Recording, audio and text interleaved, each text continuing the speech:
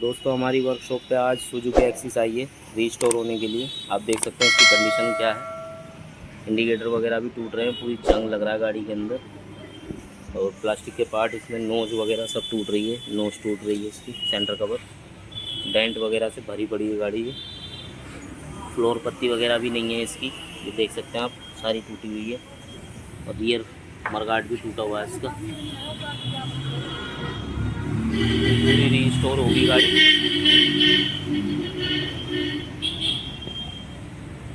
पूरा रीस्टोर का काम होगा इसका, और ये बिल्कुल नई बन के जाएगी यहाँ से।